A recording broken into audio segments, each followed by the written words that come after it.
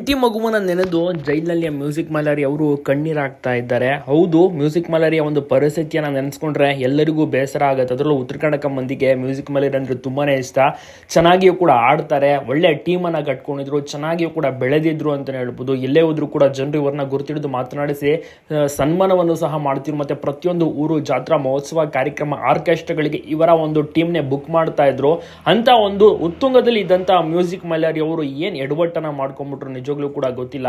So ಇದನ್ನ ಕೂಡ prove ಆಗಬೇಕು. ಇನ್ನ ಕೂಡ ಇವರು ಬಂಧನದಲ್ಲಿ ಇದ್ದಾರೆ. ಈಗಾಗಲೇ 1.5 ತಿಂಗಳಾಯಿತು. ಯಾವಾಗ ಬೇಲ್ ಸಿಗುತ್ತೋ ಗೊತ್ತಿಲ್ಲ. ಅದಕ್ಕಾಗಿ ಬಹಳಷ್ಟು ಪಶ್ಚಾತ್ತಾಪವನ್ನು ಕೂಡ ಪಡ್ತಾ ಇದ್ದಾರೆ. ತನಿಖೆಯು ಸಹ ನಡೆಯುತ್ತಾ ಇದೆ.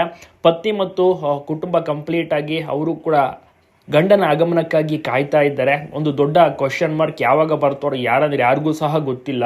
ಲಾಯರ್ಗಳು ಕೂಡ ಪ್ರಯತ್ನವನ್ನ ಪಡ್ತಾ ಇದ್ದಾರೆ. ಎಲ್ಲವೂ ಕೂಡ ಅಂತಿಮವಾಗಿ ಕೋರ್ಟ್ಗೆ ಬಿಟ್ಟಿರುವಂತದ್ದು. ಮ್ಯೂಸಿಕ್ ಮಲಾರಿ ಅವರ ವಿರುದ್ಧ ಜೊತೆಗೆ ಇನ್ನಿತರೆ ಅವರ ಸ್ನೇಹಿತರ ಒಂದು ಟೀಮ್ ಮೆಂಬರ್ಸ್ಗಳ ವಿರುದ್ಧ ಕಂಪ್ಲೇಂಟ್ ಸಹ ದಾಖಲಾದಂತ ಕಾರಣ ಅವರು ಒಳಗಡೆನೆ ಇರಬೇಕಾಗಿರುವಂತ ಒಂದು ಪರಿಸ್ಥಿತಿ. ನಿಮಗೂ ಕೂಡ ಇಷ್ಟನ ಮ್ಯೂಸಿಕ್ ಮಲಾರಿ? ನೀವು ಕೂಡ ಅವ್ರಿಗೆ ಸಪೋರ್ಟ್ ಮಾಡ್ತೀರಾ? ಅವರ ಹಾಡುಗಳು ಇಷ್ಟ ತಪ್ಪದೆ ಕಮೆಂಟ್ ಮಾಡಿ. ಆರ್ಕೆಸ್ಟ್ರಾ ಮತ್ತೊಮ್ಮೆ ಶುರು ಆಗಬೇಕು ಅಂದರೆ ಮ್ಯೂಸಿಕ್ ಮಲಾರಿ ಅವರು ಹೊರಗಡೆ ಬರಬೇಕಾಗುತ್ತೆ. ಅಲ್ಲಿ ತನಕ ಅವರ ಟೀಮ್ ಎಲ್ಲೂ ಕೂಡ ಪರ್ಫಾರ್ಮೆನ್ಸ್ ಸಹ ನೀಡ್ತಾ ಇಲ್ಲ.